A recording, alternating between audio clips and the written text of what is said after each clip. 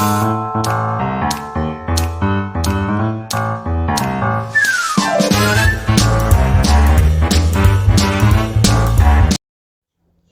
الله وعلى بركة الله نلتقيكم بفيديو جديد. تابعي قناتنا الأعزاء، السلام عليكم ورحمة الله وبركاته. راح تكونون ويانا بيومنا. طلعنا لمكاننا المفضل للتسوق وجبنا هاي مشترياتنا. طبعا هاي المعكرونة الأنواع اللي نحبها بالطبخ، وهاي من أفخر النوعيات مال المعكرونة اللي موجودة هنا بتركيا اللي احنا نستخدمها. هذا جيلي فراولة، وهذا السحلب. احنا طبعا كلش نحب السحلب، نجيبه طوز ونجيبه السائل، هذا جاهز سائل بس نحميه ونشرب. هذا الماكرون الفرنسي، هذا العسل هو والخلية مالته، من احسن نوعيات العسل طبعا. هذا هنا مربى القيسي، يعني المشمش، القيسي يعني المشمش. هنا جبنة كريمية، هذا الجيمر التركي يسموه كايماك. هاي شطة، زيتون، وهذا اللبن. شلون احنا عندنا بالعراق لبن اكتيفيا، هذا هنا الكافير موجود بتركيا. هنا الزبد، هاي الطماطة الكرزية،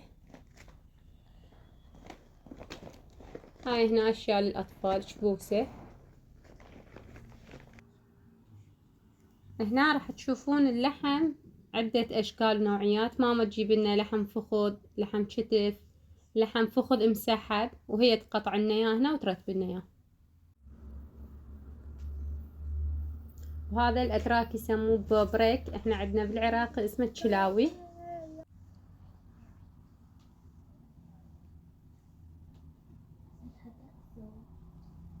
وهذا الدجاج القروي، احنا عندنا بالعراق نسميه دجاج عربي.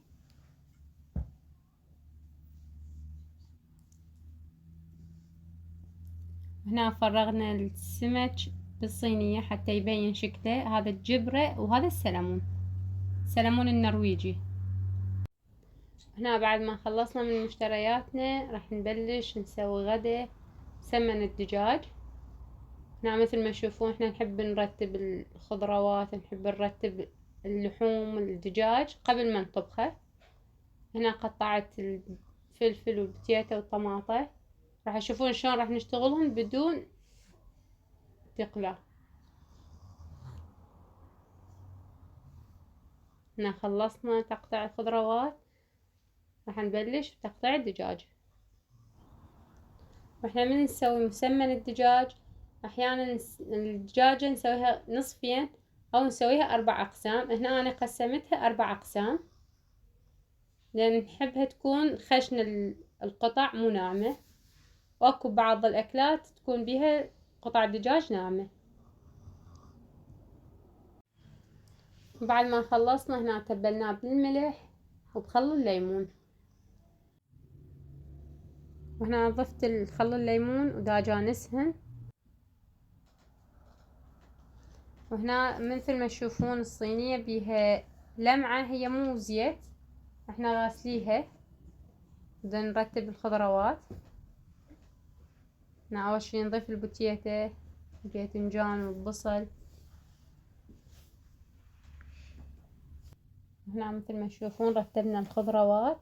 راح نضيف الثوم، الطماطة والفلفل. وشفتوا ولا قطرة زيت احنا خلينا بالمسمن كله، لان هنا ماما من تجي تسوي الصلصة هي تضيف له زيت زيتون، يعني هذا كل التبسي كله صحي.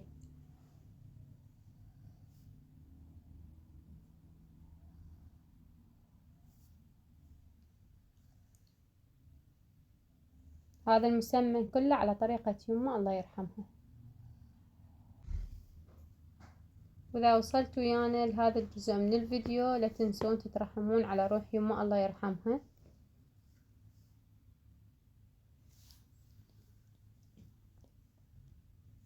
هسه جتي ماما هي راح تسوي الصلصة.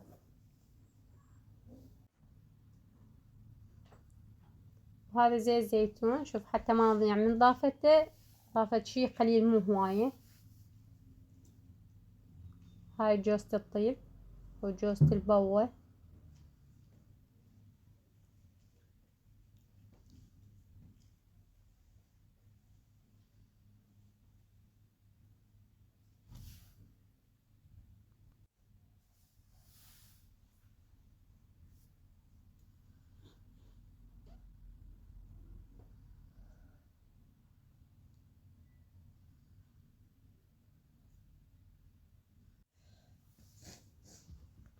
وهنا ضفنا بهارات الشوي، الباربيكي،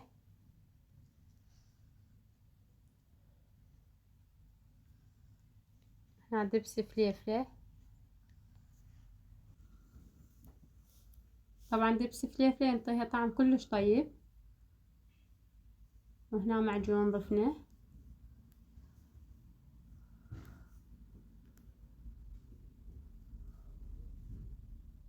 ضفنا لها مي طماطة. هنا ضفنا لها فلفل اسود.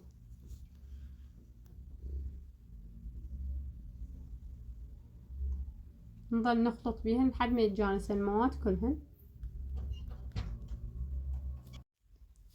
وهنا راح نضيف ملح ونرجع نصف الدجاج فوق الخضروات حتى نضيف لهن الصلصة.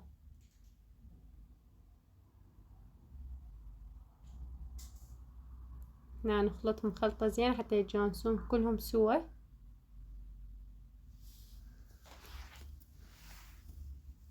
هنا ماما راح ترتب لنا الدجاج فوق الخضروات نضيف الصلصة.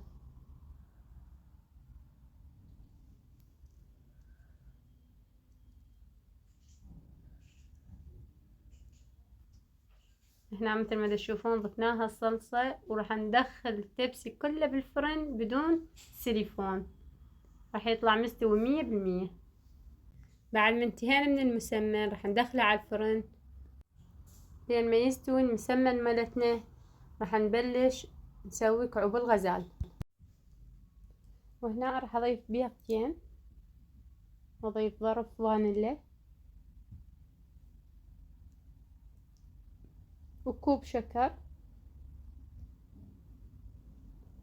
واخلطهم كلش زين حتى يتجانسون سوا. اخلطهم لازم كلش زين. اذوب الشكر بالبيض.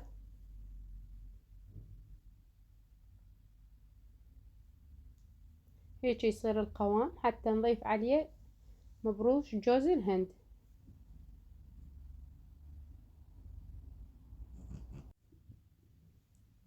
هذا الحلا سهل وطيب وسريع والمواد مالته متوفرة بكل بيت.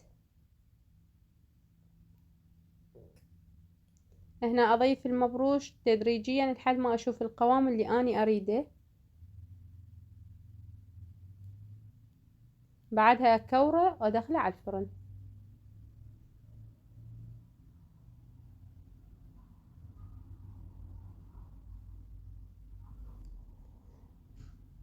وهنا كورته على شكلين.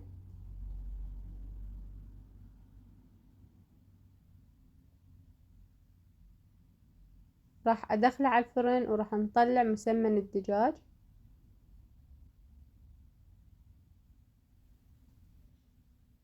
وهذا الشكل النهائي لمسمن الدجاج ملتنا. الدجاج طبعا كله مستوي والخضروات كلها مستوية وطعمه كان كلش طيب. هسه راح اشوفكم كعوب الغزال نتيجتها النهائية. راح نطلعها من الفرن. هذا الشكل النهائي لكعوب الغزال.